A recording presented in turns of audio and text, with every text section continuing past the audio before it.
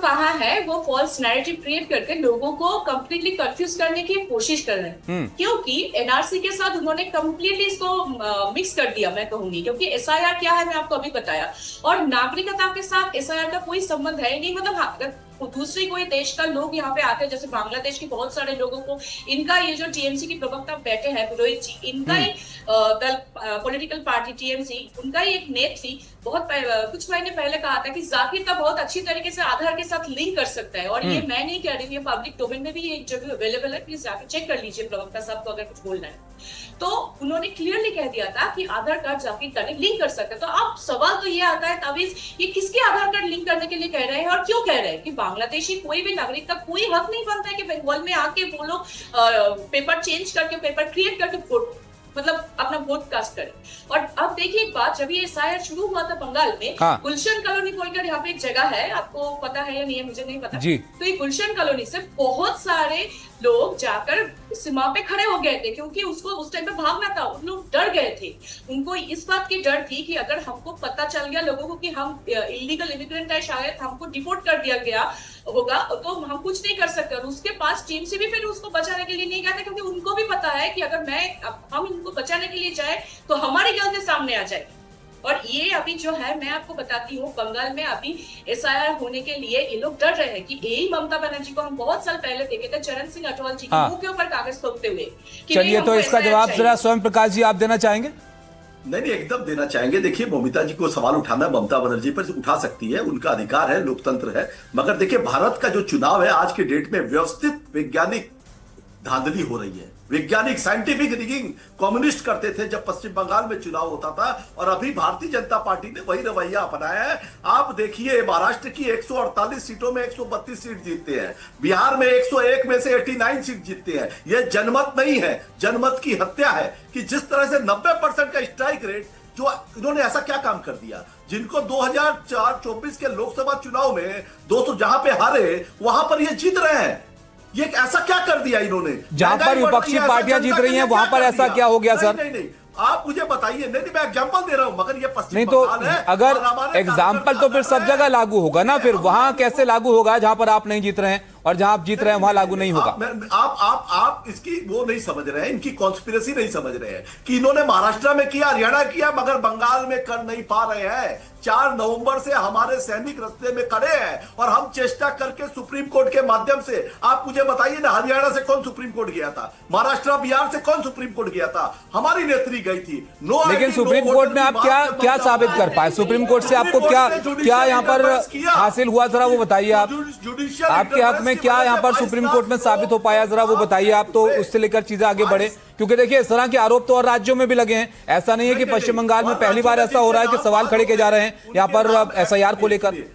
देखिए, अभी देखिए, मजेदार बात बता रहा हूं। हाँ। अभी मैंने आपके जो बैक ऑफिस है उनको भेजा है, एक फॉर्म भेजा है। फॉर्म 6 में जो फॉर्म जमा हो रहे हैं ना, उसमें उन्होंने आधार कार्ड को जन्म का प्रमाण पत्र मान रहे हैं, मगर पश्चिम बंगाल की 10वीं के माध्यमिक के परीक्षा के एग्जाम को नहीं माना था। सुप्रीम कोर्ट ने नकार दिया था, उसके बाद सुप्रीम कोर्ट के बोलने से उनको मानना पड़ा। सुप्रीम कोर्ट ने जुडिशियल इंटरफेरेंस किया। इन्होंने 1 करोड़ 33 लाख लोगों को लॉजिकल डिस्क्रिपेंसी के नाम पर लाइन में खड़ा कर दिया था। कितने लोग मर गए? करीब 200 लोगों की मृत्यु हो गई है।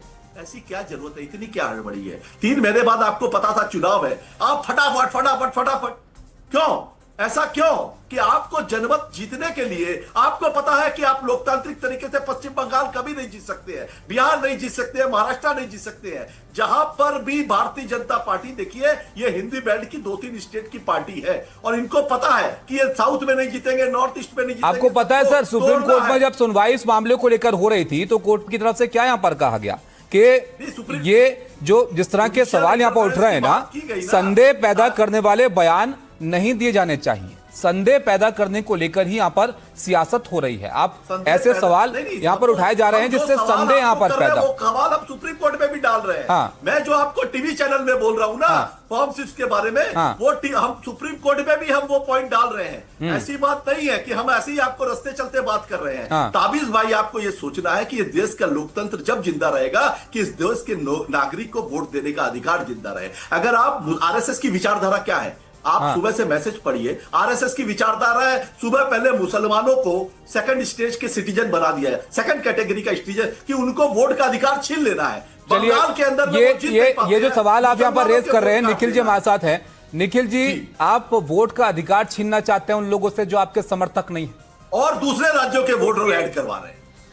ये तो एक तरह से तृणमूल कांग्रेस का जो दुष्प्रचार जो है अपनी चरम सीमा पे चला गया है। अब देखिए, उन्होंने एसआईआर की प्रक्रिया से लेकर के आरएसएस पर इल्जामात की पूरी झड़ी लगा दी है। मुझे ऐसा लगता है कि मुद्दे समाप्त हो चुके हैं। तृणमूल कांग्रेस अपना कॉन्फिडेंस खो चुकी है। जनता के मन में तृणमूल कांग्रेस के कुशासन के प्रति जो रोष है उसका प्रकटीकरण आने वाले चुनाव में होगा। 7,000 से ज्यादा फैक्ट्रियां बंद हो गई, 40 लाख जो है सो लोग पलायन करने पर मजबूर है, 1 लाख से ज्यादा नौकरियां चली गई, महिलाओं पर दिनों दिन अत्याचार हो रहे हैं। जिस तरह जो है यहाँ पार्क स्ट्रीट से लेकर के और जिस तरह कामदुनी का क्या हश्र हुआ, उसके बाद आरजी कर की जो घटना है, समूचे विश्व को आंदोलित करने का काम किया आरजी कर की घटना ने, उसके बाद भी ये सरकार पूरी तरह बेशर्म हो चुकी है। नैतिक अधिकार नहीं है आप लोगों को बोलने का। यहाँ पर आप एक हमारी जो राष्ट्रपति महोदय है उसका अपमान करने का काम किया गया, खुदीराम बोस बिहार में हुआ है का काम किया गया। अरे जनता के मन में इतना रोष है, इतना क्रोध है। घटना है, ज्यादा बड़ी बात मत करो। डबल इंजन की सरकार है, ट्रिपल जो अपराधी जो है, देखिए जो मणिपुर में हुआ उत्तर बिहार में हुआ है, अपराधी होता है वो बिहारी है ना बंगाली है ना, बदनाम करने अपराध को अगर आप प्रश्रय दे रहे हैं, अगर आप बिहार की बेटी के साथ जो आप लोगों ने किया, तो आप ये कौन है गले में केसरिया रंग का गमछा डाल करके? कौन है ये व्यक्ति? बिहार के अंदर में हुआ है, डबल इंजन की सरकार है। आप पहले इसके बारे में बात करिए, ये कब हुआ है इसके बारे में बात करिए। 15 साल पहले आपात स्थिति में क्या हुआ उसकी बात कर रहे हो। मेरे 2013 की पाकिस्तान की घटना की बात कर रहे हो, 2011-12 की घटना की बात कर रहे हो। ये कल की घटना है और शर्म नहीं आती है। बेटी है, डबल इंजन सरकार की बात है, ये देखो फोटो, शर्म आनी चाहिए तुम लोगों को। ये आप कैसे, ये कौन व्यक्ति है? ये भारतीय जनता पार्टी का गेरुआ गमछा डाल करके ये जो लोग हैं, ये जो गुंडे हैं, इन गुंडों के पोषक कौन है? सबसे निम्न स्तर पर पोषक अमित शाह है। चलिए ठीक है, एसआईआर पर वापस आते हैं। आज स्वयं जी एसआईआर पर वापस आते हैं। यहाँ पर निखिल जी, एक सवाल मेरा ये भी था, ये जो 58 लाख वोटर, ये जो 58 लाख जो लिस्ट से बाहर हुए हैं नाम, ये जिनको वोट का अधिकार नहीं होगा, उन लोगों का क्या होगा जिनका वोटर लिस्ट से नाम कट गया? देखिए, उनको जिनका वोटर लिस्ट से नाम कट गया है उनके लिए एवेन्यूज है, ट्राइब्यूनल है, उसके माध्यम से वो फिर से अपना नाम जो है तो शामिल कर सकते हैं।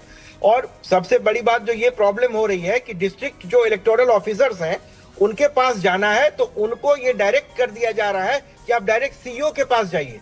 और जितना ये जो जुडिशियल मैटर है, जो ट्राइब्यूनल का मैटर, उसको लेकर के डायरेक्ट सीईओ के ऑफिस में ये लोग धावा बोल रहे हैं। हो सकता है सारे फॉर्म 6 और वो फॉर्म इनके ही हो, हम पर कैसे ये लोग इल्जाम लगा सकते हैं?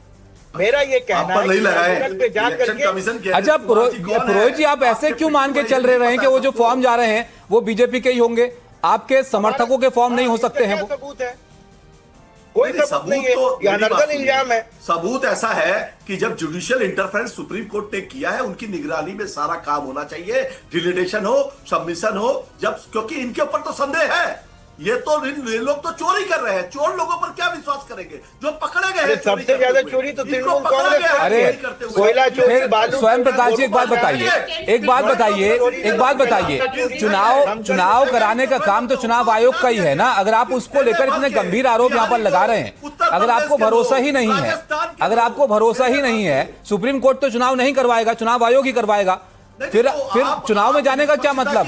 नहीं, सुनिए ताबिज भाई, जब सुप्रीम कोर्ट का इंटरफेरेंस होता था, जब इलेक्शन कमीशन को चुनना पड़ता था, उनको हटा दिया गया। किसने हटाया? नरेंद्र मोदी, अमित शाह ने हटाया। वो एक अलग मसला है, लेकिन अभी मौजूदा स्थिति में तो आप चुनाव लड़ रहे हैं ना। चुनाव का बॉयकॉट तो नहीं किया टीएमसी ने कि हमें भरोसा नहीं है चुनाव आयोग पे, हम चुनाव ही नहीं लड़ेंगे।